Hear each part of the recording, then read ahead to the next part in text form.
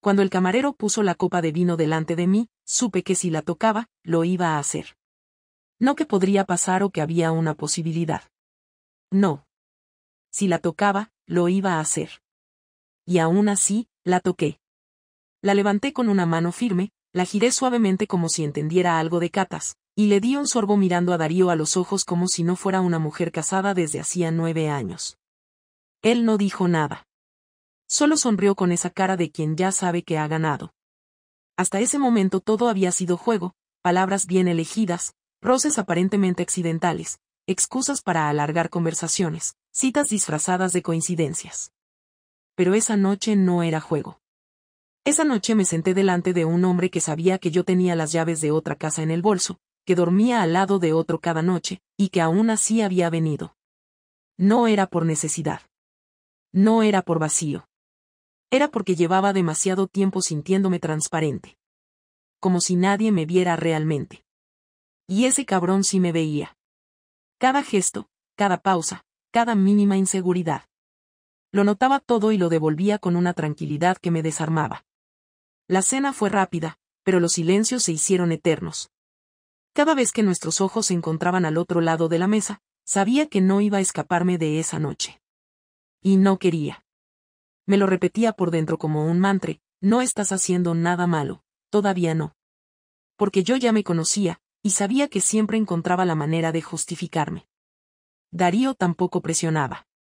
No me tocó. No se acercó más de lo necesario. Pero toda su presencia gritaba deseo. El tipo sabía esperar. Y eso era lo peor. Cuando salimos del restaurante, caminamos por la calle León hacia Antón Martín, sin rumbo claro, pero con el paso lento, casi ridículo. Como si buscáramos una señal externa para decidir lo que ya estaba decidido. Me preguntó si quería ver una exposición fotográfica que tenía en su estudio. Su voz no sonó manipuladora, ni ensayada. Sonó casual, como si no le importara mi respuesta. Y precisamente por eso acepté. Subí a ese piso de techos bajos con una emoción que ni siquiera era culpa. Era vértigo. Como si me estuviera lanzando a algo irreversible, sabiendo que no había red. Y no hubo.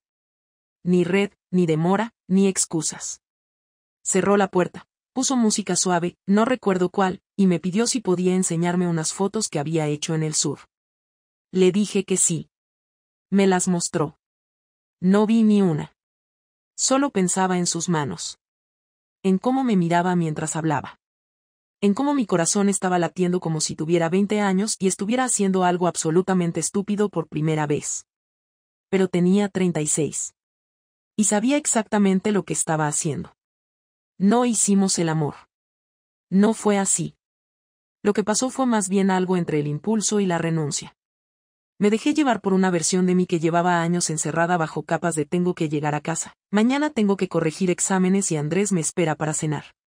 Me besó primero como si no quisiera romper nada, pero en cuanto sintió que no lo iba a detener, todo se volvió más intenso, más salvaje, más real.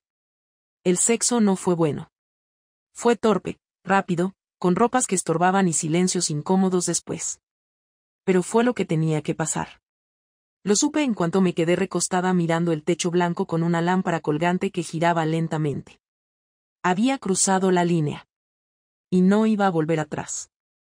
Cuando volví a casa esa noche, Andrés dormía. Eran más de las 2 de la madrugada. Dejé los zapatos en la entrada para no hacer ruido, me duché en silencio, y me metí en la cama fingiendo estar muy cansada por la cena con mis compañeras del instituto. Él no se despertó. ¿O se hizo el dormido? No lo sé. No quise saberlo. Lo besé en la espalda, como había hecho cientos de veces, y cerré los ojos con una sensación que no era alivio, pero tampoco arrepentimiento. Era como haber roto un cristal que llevaba años resquebrajado y que al fin se había hecho añicos. Durante las semanas siguientes, no volví a ver a Darío. No respondí a sus mensajes. No lo bloqueé, ni le dije nada.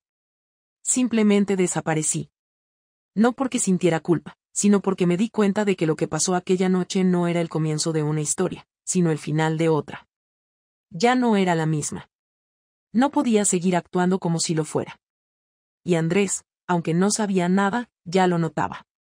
La primera señal fue mínima, dejó de preguntarme cómo estaba. No por indiferencia, sino porque empezó a mirarme con una distancia rara. Como si algo ya no encajara. Y no encajaba. Yo hablaba menos. Dormía menos. Me reía menos. Y no porque estuviera triste. Era otra cosa.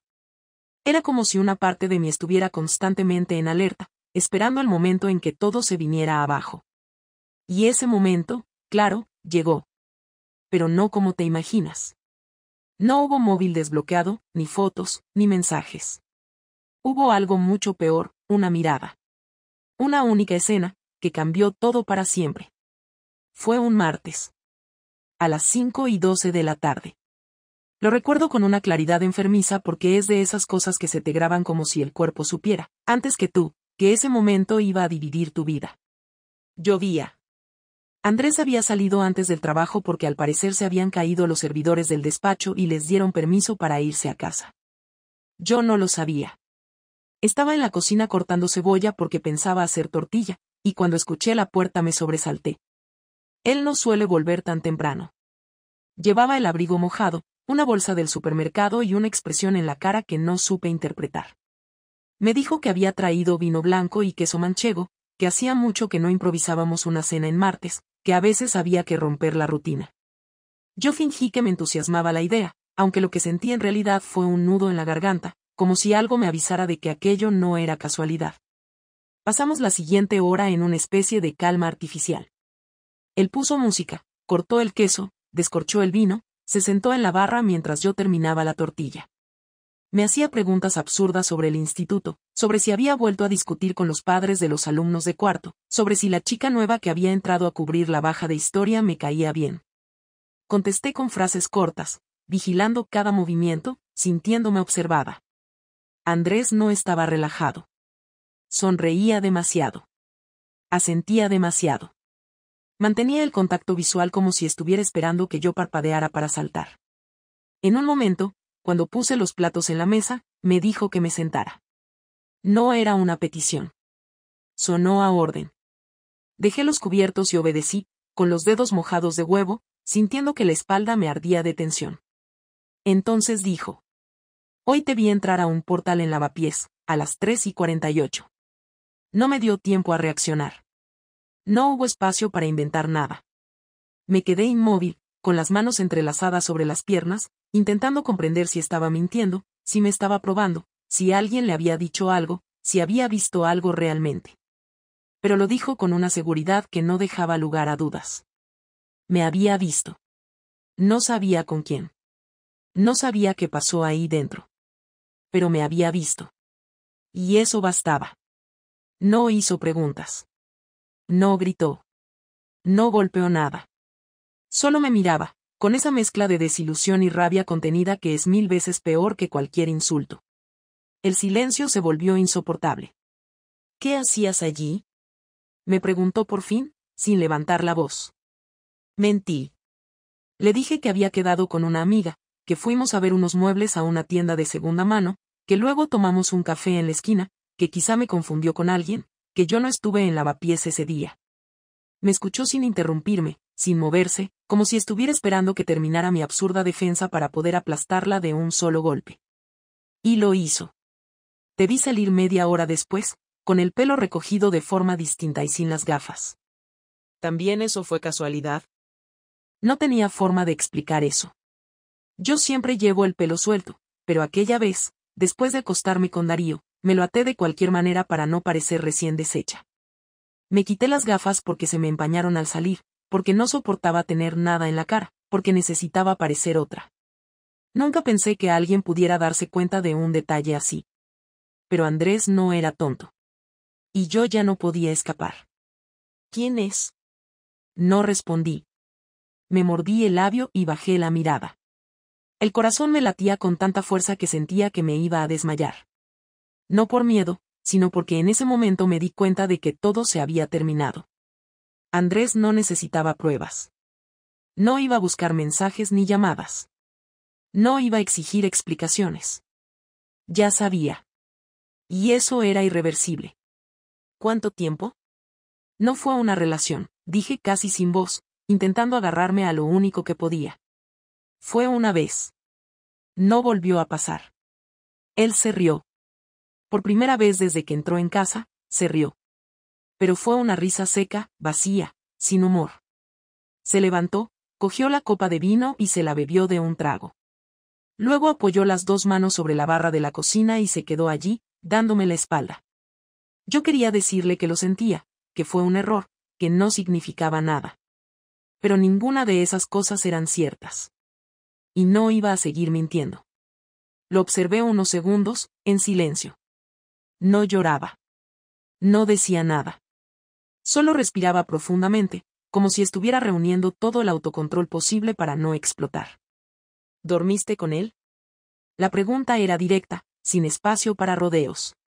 Asentí. No hacía falta hablar más. Andrés recogió su móvil, se fue al dormitorio y cerró la puerta. No volvió a salir esa noche. Yo me quedé en la cocina, con el queso sobre la tabla, el vino medio servido y la tortilla enfriándose. La cena que iba a salvarnos se había convertido en el escenario exacto del derrumbe. No lloré. No porque no tuviera ganas, sino porque estaba en estado de shock.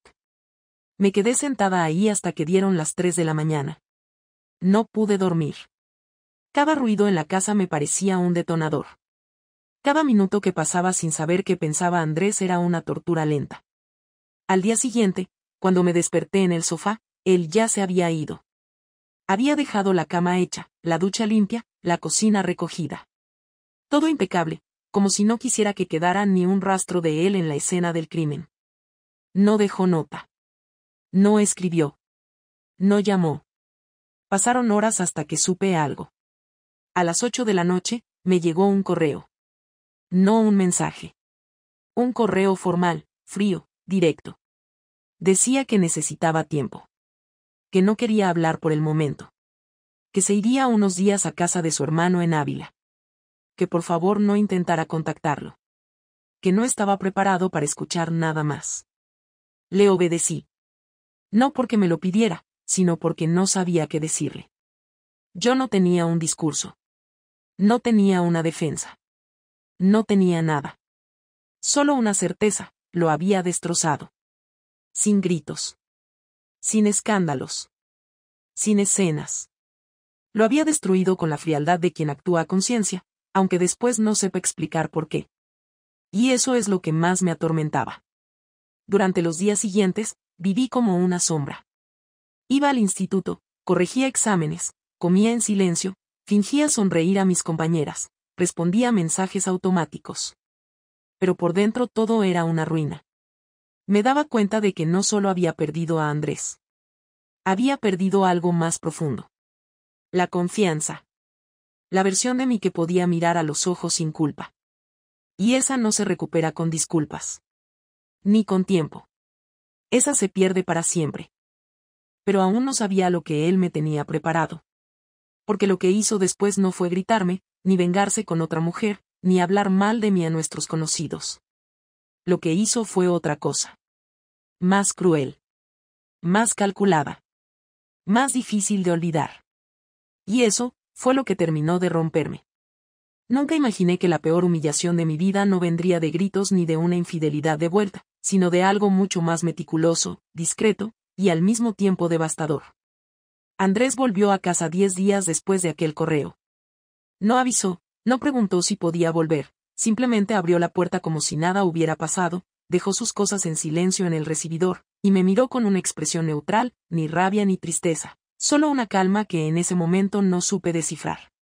Yo estaba en la cocina preparando café, lo vi entrar desde el pasillo, me quedé quieta con la cafetera en la mano esperando que dijera algo, cualquier cosa, pero lo único que dijo fue, quiero hablar esta noche, sin interrupciones. Asentí y él se encerró en el dormitorio, sin más palabras, sin contacto físico, sin siquiera mirarme durante el resto del día. Esa noche fue como estar sentada frente a un tribunal que ya tiene el veredicto y solo espera el momento para dictarlo. Andrés preparó 2 copas de vino, no como una invitación a compartir algo, sino como un gesto casi contractual, una forma de dejar claro que íbamos a hablar y que cada uno debía estar dispuesto a escuchar sin huir. Me senté frente a él en el salón, con la copa en la mano, pero sin tocarla. Él, en cambio, bebió un sorbo, cruzó las piernas y empezó a hablar con un tono que no le había escuchado nunca. Me dijo que lo había pensado mucho, que no iba a divorciarse todavía, que no iba a hacerme la vida imposible, pero que tampoco iba a perdonarme. Me dijo que había empezado a ver las cosas con una distancia distinta, que ahora entendía muchas cosas del pasado, detalles que antes ignoraba, gestos que ahora cobraban sentido, frases que parecían normales pero que escondían silencios. Me dijo que había estado recopilando lo que quedaba de confianza y que lo había vaciado todo en una decisión que, según él, era justa. A partir de ese momento, viviríamos juntos, pero separados. Yo no entendía a qué se refería. Le pregunté qué significaba eso. Andrés me explicó con precisión quirúrgica que no pensaba irse de la casa porque él también la había construido, que no iba a dejar su rutina ni sus espacios, que no iba a ceder su comodidad porque yo hubiera roto algo. Dijo que no tenía intención de exponerme públicamente, que no le interesaba hacer un drama con amigos ni familia, pero que sí necesitaba que yo sintiera lo que era ser invisible dentro de tu propia casa. Me explicó, sin una gota de emoción, que no iba a hablar conmigo fuera de lo necesario, que no iba a compartir comidas, ni cama, ni salidas, que si necesitábamos hablar de cosas prácticas del piso lo haríamos por correo, y que podíamos seguir pagando todo a medias, porque no pensaba darme ni el lujo de una pelea ni el alivio de una ruptura clara. Le dije que no podía vivir así, que si quería castigarme lo había conseguido, que no hacía falta prolongar esa tortura, que prefería que me gritara, que me echara, que me insultara. Pero él no reaccionó. Solo contestó, no te estoy castigando, estoy viviendo como me da la gana en mi casa. Tú haces lo mismo, ¿no? Esa frase me dolió más que cualquier reproche. Intenté acercarme, le pedí que por favor habláramos de verdad, le dije que estaba dispuesta a explicarle todo, que no había sido planeado, que no era algo frío ni calculado. Andrés se levantó, dejó su copa en la mesa, y antes de irse al dormitorio soltó, no me interesa entenderte, ya lo hice durante 9 años. Me quedé sola en el salón, con las piernas temblando, y una sensación de vergüenza que me partía por dentro. A partir de ese día, todo cambió. Él cumplió exactamente con lo que dijo. Nos cruzábamos por el pasillo como si fuéramos dos inquilinos que no se conocen. En la cocina, se servía el café y salía sin decir una palabra. Cuando llegaba del trabajo, entraba directo a su cuarto, donde había instalado su portátil, y desde ahí gestionaba todo, desde sus reuniones por Zoom hasta sus series por las noches. Yo dormía en el cuarto pequeño que usábamos como oficina. Ni una sola vez en semanas me preguntó si necesitaba algo, si estaba bien, si quería hablar. Nada. Era como vivir con un desconocido. Y esa indiferencia me rompía más que cualquier discusión. Porque no era odio, era desprecio. Y el desprecio mata todo. Empecé a desmoronarme. No por arrepentimiento romántico, no porque de pronto me diera cuenta de que lo amaba más que nunca, sino porque vivía en un estado de aislamiento emocional que no se parecía a nada que hubiera sentido antes. Nadie sabía lo que pasaba. Yo fingía en el trabajo, en las cenas con mi hermana, en los cumpleaños de compañeros. Seguía compartiendo fotos en redes como si todo fuera normal. Pero en casa, cada minuto era una herida. Y lo peor era que Andrés no tenía ninguna intención de frenar esa dinámica. Me saludaba si coincidíamos en la puerta, pero nada más. Si había que pagar algo, lo hacía. Si había que comprar productos de limpieza, los reponía. Todo impecable. Como si yo no existiera. Una noche, después de casi un mes sin hablar, cometí el error de intentar una conversación. Le toqué la puerta y le pedí que me escuchara.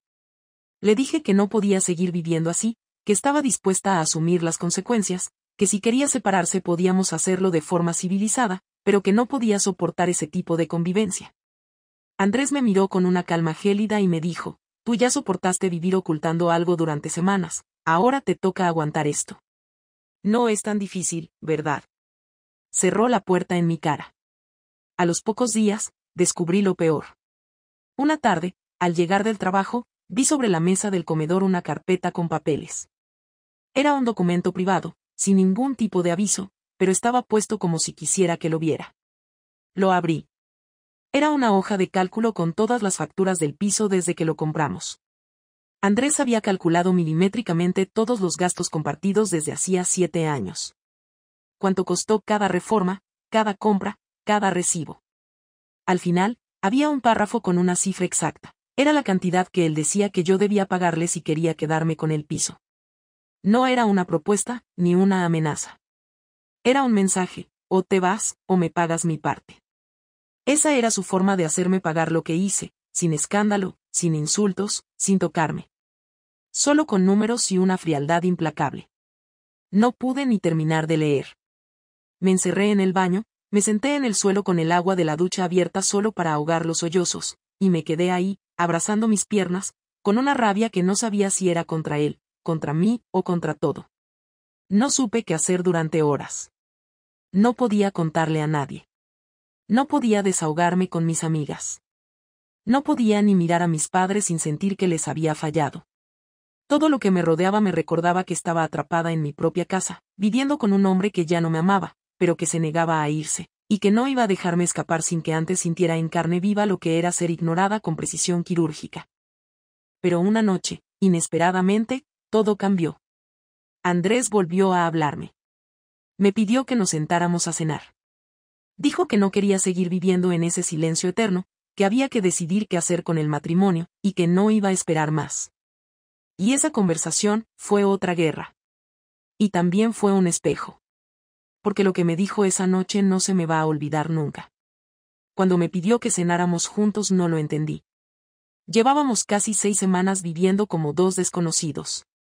Yo había perdido la cuenta de las veces que habíamos coincidido en la misma habitación sin dirigirnos ni una palabra, de las veces que desayunábamos a 1 metro de distancia sin levantar la mirada, de las noches en que escuchaba sus pasos por el pasillo y me escondía en el baño solo para evitar el roce de cruzarnos.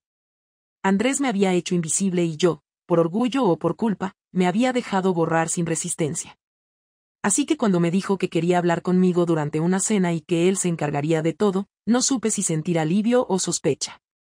Me limité a sentir sin decir nada y pasé el resto del día sin poder concentrarme en nada, preguntándome qué pretendía con ese gesto. A las 9 en punto me llamó al comedor. La mesa estaba puesta con una precisión absurda, como si fuera una cena de compromiso entre dos socios que van a firmar la disolución de una empresa. Había velas, servilletas dobladas, copas altas y 2 platos con comida que él mismo había preparado. Todo olía a estrategia. Se sentó frente a mí con una calma forzada y empezó a cortar su carne como si la conversación no fuera a importar, como si fuera un trámite más, como si todo estuviera ya decidido. Yo no toqué el tenedor. Tenía la garganta cerrada y el estómago encogido. Lo miraba esperando el primer disparo, y no tardó en llegar. He tomado una decisión, dijo sin levantar la vista de su plato. Quiero que te vayas del piso. Me quedé paralizada. Ni siquiera pregunté por qué. Ya lo sabía. Me lo había insinuado con esa hoja de cálculo que dejó sobre la mesa. Me lo había hecho sentir cada día desde que volvió. Pero no esperaba que lo dijera con tanta claridad, con tanta frialdad, sin una pizca de emoción. No era una petición. Era una orden. Me estaba expulsando de nuestra vida como si yo fuera un objeto defectuoso que ya no merecía estar allí. ¿Y cómo piensas hacerlo?, pregunté con una voz que apenas me reconocí. ¿Quieres que me largue con lo puesto? ¿Que deje todo lo que también es mío? No quiero nada tuyo, dijo sin inmutarse. Solo quiero que te vayas. Que desaparezcas. Que no te vea más. Me costó tragar saliva. Lo miré fijamente y sentí cómo se me encendía algo dentro. No era culpa. Era rabia. Porque podía entender que me odiara. Podía aceptar que quisiera borrarme. Pero no iba a dejar que me pisoteara como si yo no hubiera estado ahí durante casi una década. Me incliné hacia adelante, apoyé los codos en la mesa y le hablé con la voz más firme que pude sostener. No me voy a ir, Andrés. Este piso es tanto mío como tuyo. Y si quieres que me vaya, vas a tener que sentarte conmigo a firmar un acuerdo justo. No soy una invitada. No soy una ocupa. Este también es mi hogar, aunque lo hayas convertido en una cárcel. Él sonrió. Esa sonrisa cínica que nunca le había visto antes. Se levantó, caminó hasta el aparador del salón, sacó un sobre y me lo puso delante con un movimiento seco. Lo abrí. Era una copia de una denuncia de impago de alquiler a mi nombre. Me quedé helada. No entendía nada. Vivíamos en propiedad. El piso estaba a nombre de los dos. Era imposible que eso tuviera validez. Empecé a leer los papeles y fue ahí cuando lo entendí todo. Andrés había transferido su parte del piso a su hermano 3 semanas antes y, mediante un documento privado de arrendamiento ficticio, había simulado que yo le estaba alquilando una parte del piso sin pagar desde hacía meses. Me estaba construyendo una trampa legal. Y lo había hecho sin que yo lo notara, sin que sospechara nada. Con precisión quirúrgica. Me había quitado la casa delante de mis narices. Le tiré los papeles a la cara. Me levanté de golpe y empecé a gritarle, sin control, sin filtrar nada. Le dije que era un miserable, que no tenía dignidad, que era patético que necesitara vengarse así, que si pensaba que iba a poder destruirme con una maniobra legal estaba muy equivocado. Él no se movió. No dijo nada. Solo me miraba con esa cara de satisfacción que en otra época yo habría jurado que no era capaz de tener. Cuando terminé de gritar, me acerqué a él, lo empujé con fuerza y le escupí todo el odio que me estaba tragando desde hacía semanas. Pero él no reaccionó. Caminó hasta la puerta, la abrió y dijo: «No vuelvas a tocarme. La próxima vez que me pongas un dedo encima, llamo a la policía». «Y no te conviene eso ahora, ¿verdad?». Volví a sentarme en la mesa, sin saber cómo reaccionar. Estaba completamente arrasada por dentro. Él se sentó otra vez como si no hubiera pasado nada. Terminó de comer en silencio y cuando terminó, recogió su plato, lo lavó y se encerró en su habitación. Me quedé sola otra vez, frente a una cena que ahora olía a amenaza. Pasé la noche en vela. Llamé a una amiga abogada. Le conté todo. Me dijo que Andrés no podía sacarme del piso de esa forma, que era una maniobra agresiva pero que legalmente no se sostenía si yo me movía rápido. Al día siguiente pedí cita con un abogado y me puse a reunir todos los documentos que tenía para demostrar la copropiedad. Pero eso no arreglaba nada. Aunque pudiera frenarlo legalmente, él ya había cruzado un límite. Ya no era una cuestión de separación. Era una guerra. Una guerra donde él no iba a detenerse hasta verme destruida emocional y económicamente. No se trataba de terminar la relación. Se trataba de hacerme pagar cada minuto de traición que él sintió. Y eso no era todo. Porque una semana después, otra bomba cayó. Me llamó la directora del instituto. Me pidió que fuera a su despacho al final de la jornada. Cuando llegué, me entregó una carta anónima. En ella, alguien denunciaba que yo había mantenido una relación inapropiada con un exalumno mayor de edad durante una actividad extracurricular. La carta no tenía firma, pero describía con lujo de detalle un supuesto encuentro que, evidentemente, nunca existió. Era un invento. Una manipulación. Pero había suficientes datos internos como para saber que quien lo escribió conocía mi vida profesional. No tuve que pensar mucho para saber quién había sido. Andrés no solo me estaba sacando de su vida. Me estaba atacando donde más dolía, mi trabajo, mi reputación, mi tranquilidad. Salí del despacho temblando. No lloré. No me quebré. Pero por dentro, algo se rompió de forma definitiva. Ya no era un castigo. Ya no era una venganza emocional. Era una persecución. Andrés estaba dispuesto a usar todas sus herramientas, toda su inteligencia, toda su sangre fría, para convertirme en un fantasma que se arrastra pidiendo perdón. No por lo que hice, sino por haberle demostrado que no era invencible. Pero lo que no esperaba, lo que no podía prever, era que después de todo eso, después del ataque legal, después de intentar hundirme en mi trabajo, me llamara una noche, a las 3 de la madrugada, y me dijera con voz quebrada: «Necesito que hablemos. No aguanto más». Y fue ahí donde supe que la guerra no era unilateral. Que por muy calculado que estuviera todo, algo dentro de él también se estaba desmoronando. Y esa conversación fue otra historia. Cuando contesté el teléfono esa madrugada no fue por compasión ni por nostalgia, fue porque algo en la forma en que sonó me hizo saber que no era una llamada más. Andrés nunca llamaba, y menos a esa hora. Estábamos bajo el mismo techo, dormíamos a metros de distancia, y llevábamos semanas sin cruzar una palabra real, pero esa noche rompió todas las barreras de orgullo que había construido con tanto esfuerzo y me marcó como si no tuviera otra salida. Atendí sin decir nada, solo esperé en silencio mientras escuchaba su respiración entrecortada al otro lado de la línea, hasta que, después de algunos segundos, soltó sin fuerza: «No sé qué hacer con esto». No hizo falta que dijera más. Sabía que se refería a todo lo que nos habíamos convertido, a la mierda en la que estaba hundido, a la rabia que ya no podía sostener, al dolor que se le había vuelto rutina. Le pregunté si quería que saliera de mi habitación, si prefería hablar en persona. Me respondió que sí, y colgó sin esperar más.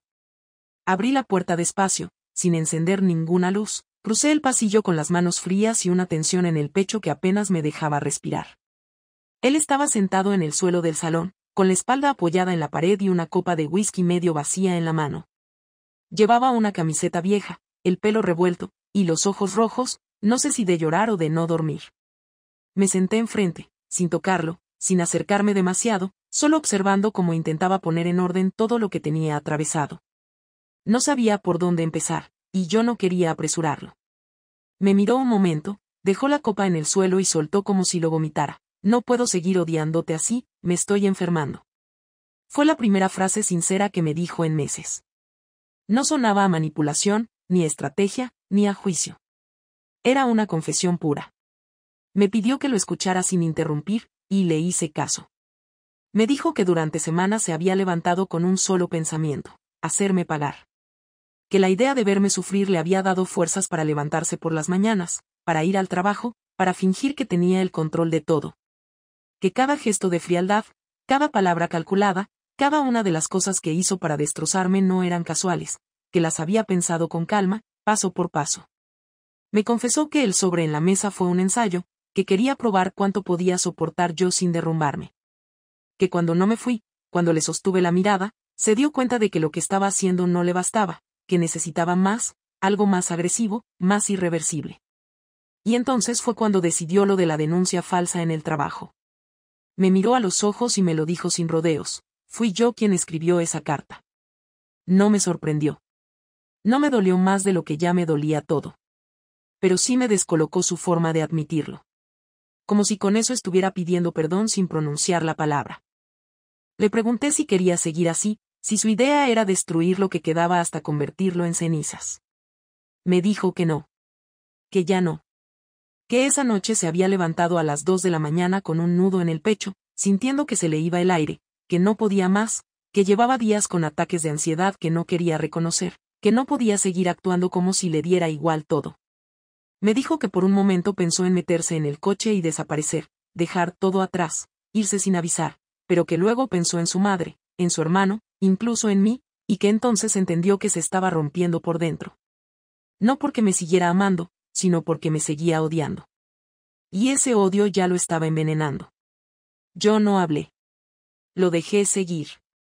Me explicó que había empezado terapia hacía 2 semanas y que no me lo había dicho porque no quería que pensara que buscaba reconciliación, que ni siquiera sabía si estaba haciéndolo por sí mismo o para tener argumentos que lo justificaran ante los demás. Me dijo que su psicóloga le había preguntado si me había perdonado, y que él le respondió que no, pero que ya no sabía si eso le servía de algo. Me miró fijo y me soltó: no sé qué hacer contigo. Esa frase me atravesó. Porque era cruda, real, y sin adornos. Yo tampoco sabía qué hacer conmigo misma. Ni con él. Ni con lo que quedaba de nosotros. Entonces hablé. Le dije que no esperaba que me perdonara. Que no le iba a pedir nada. Que no le iba a decir que lo que pasó fue un error, ni que lo amaba, ni que me arrepentía en el sentido romántico de la palabra. Le dije que lo que hicimos, ambos, había sido un derrumbe mutuo. Que yo fui la que empujó el primer ladrillo, sí, pero que él fue quien hizo que todo se cayera con rabia, sin preocuparse por los escombros. Le confesé que había tenido miedo todos los días desde aquella primera noche. No miedo de él, sino miedo de mí, de lo que era capaz de hacer, de lo que me había convertido para poder soportar mi propia culpa. Le dije que no sabía si merecía ser perdonada, pero que él tampoco podía seguir destruyéndose a sí mismo con la excusa de lo que yo hice. Porque ya no se trataba de mí. Era su rabia. Era su infierno. Se quedó callado durante minutos. Luego se inclinó hacia adelante, agarró la copa, la vació de un trago, se limpió la boca con la manga y me dijo: quiero terminar esto de forma limpia. Sin más guerra. Pero no quiero seguir contigo. No quiero fingir que lo podemos arreglar. Quiero cerrar esto y poder respirar. Le dije que estaba de acuerdo. Que ya no tenía sentido sostener algo que estaba muerto. Que no quería ser esa pareja que vive entre silencios, fingiendo por miedo al que dirán o por miedo a empezar de cero. Andrés asintió. Se levantó, me tendió la mano y me dijo, mañana empezamos con los trámites. Tú busca piso. Yo buscaré también. Que esto acabe cuanto antes. Le estreché la mano. No porque fuera un trato, sino porque fue el primer acto de respeto que tuvimos en meses. Me fui a mi habitación sin mirar atrás. Cerré la puerta, me senté en la cama y me quedé mirando la pared hasta que amaneció. No dormí. No lloré. Tampoco sonreí. Solo sentí un peso que empezaba a disolverse muy lentamente, como si esa noche por fin hubiéramos dejado de golpearnos con palabras y hubiéramos empezado a hablar como dos personas que alguna vez compartieron algo real. No amor. No confianza. Algo más básico, humanidad. Ya no éramos enemigos. Solo dos personas que se habían hecho daño y que estaban dispuestas, al menos, a dejar de empeorarlo. A la mañana siguiente, me levanté temprano. Preparé café. Cuando Andrés salió de su habitación, le ofrecí una taza. La aceptó. No dijimos nada. Bebimos en silencio, sentados frente a la ventana, como si ese gesto fuera nuestra manera de firmar un armisticio. Después de eso, cada día fue más simple. Coordinamos citas legales. Buscamos pisos. Dividimos los muebles sin discutir. Hablamos de lo justo. Sin reproches. Sin sobreactuar. Y con cada paso, el aire empezó a volverse un poco menos denso. Un poco más respirable. Lo que no sabíamos era que, en ese proceso, cada uno iba a enfrentarse por fin a la pregunta que habíamos estado evitando desde el principio: ¿qué nos quedaba después de todo eso? El día en que nos entregaron las llaves de nuestros nuevos pisos fue martes. No hubo ceremonia ni despedidas con abrazos incómodos ni miradas que buscaran respuestas. Andrés llegó con una mochila, me dejó el juego de llaves de nuestro antiguo piso en la encimera sin decir una sola palabra y me preguntó si necesitaba que llamara un taxi para llevar mis cajas. Le dije que no, que ya había reservado una furgoneta. Asintió. Estuvo 5 minutos más en casa, los justos para recoger su ordenador, una caja con documentos, su abrigo y una planta que cuidaba desde hacía años. No se quedó a mirar nada. No tocó los muebles. No inspeccionó si yo había dejado algo suyo. Lo tenía todo medido, planeado, controlado hasta el último detalle.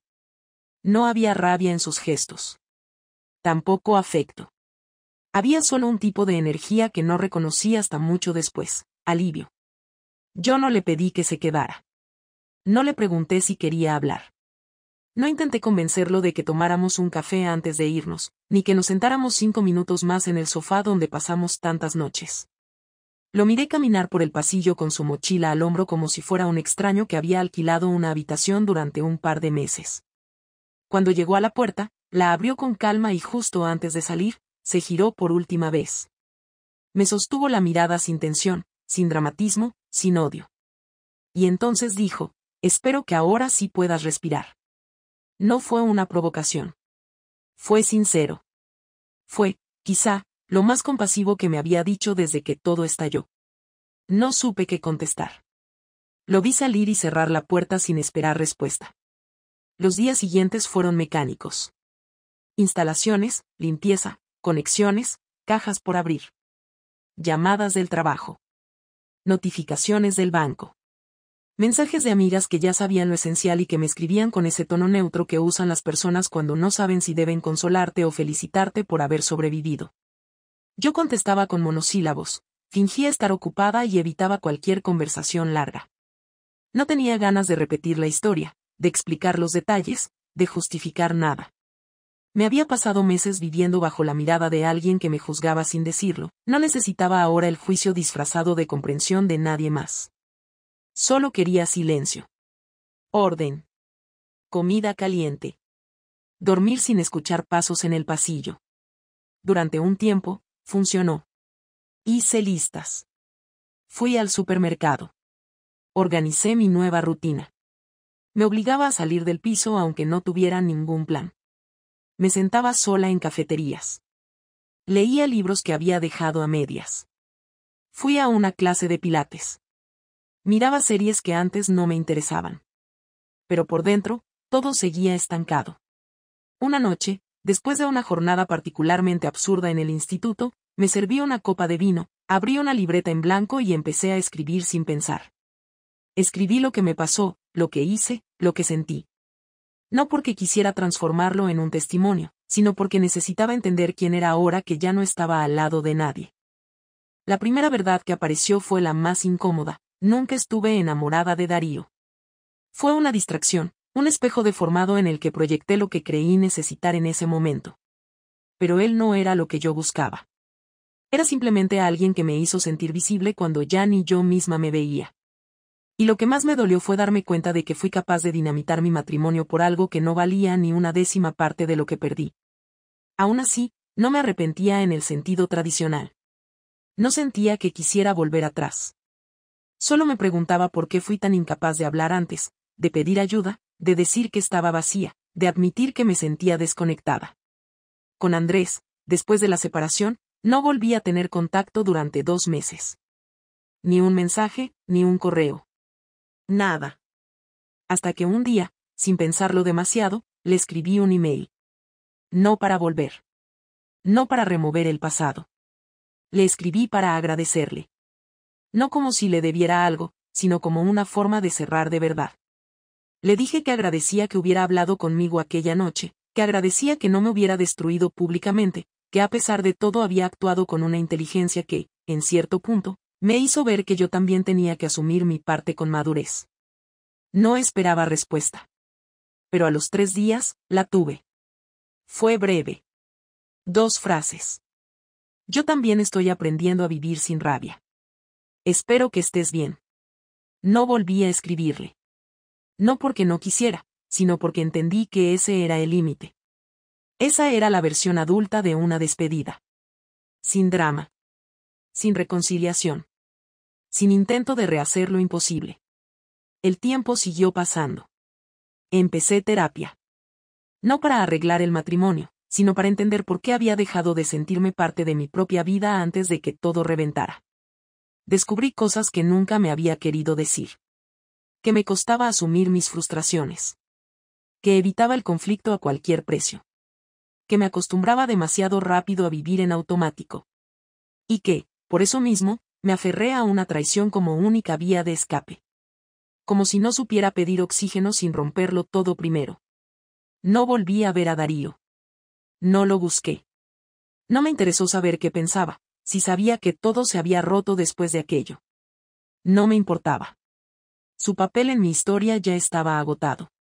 No necesitaba más explicaciones ni más vínculos con un error que yo misma había escogido. Hoy, cuando alguien me pregunta por qué me separé, respondo sin rodeos: lo traicioné. Él me destrozó. Y aún así, los dos decidimos no seguir lastimándonos. No lo cuento con orgullo. Tampoco con vergüenza. Es lo que pasó. Y es parte de lo que soy ahora. Me costó meses poder decirlo sin que se me encogiera el estómago. Pero aprendí que esconderlo no lo hacía menos real. Que negar lo que uno hizo no cambia lo que destruyó. Lo último que quiero que sepas es esto: si estás en ese punto en el que sientes que estás a punto de cruzar una línea, cualquiera que sea, no te hablo para que te detengas por miedo. Te hablo para que lo pienses con la cabeza despejada. Porque hay errores que no se arreglan con tiempo ni con disculpas. Hay decisiones que se cobran muy caro. Y hay daños que, por mucho que se intenten limpiar, dejan una marca. No para que te tortures. Sino para que, si cruzas esa línea, al menos sepas dónde estás pisando. Yo lo crucé. Me equivoqué. Pagué. Y sigo reconstruyéndome. No con culpa. Sino con una memoria exacta de todo lo que dejé atrás. Andrés fue parte de mi vida durante casi una década. No fue perfecto. Tampoco yo. Pero durante años fuimos una historia en la que creímos. Hasta que un día ya no supimos cómo seguir escribiéndola. Hoy solo quiero seguir en paz. Conmigo. Sin tener que contarle a nadie más lo que ya entendí. Sin esperar que alguien me perdone por lo que yo misma ya decidí dejar atrás. Porque no se trata de olvidar. Se trata de saber vivir después de haber fallado. Y eso, al menos ahora, lo estoy empezando a aprender.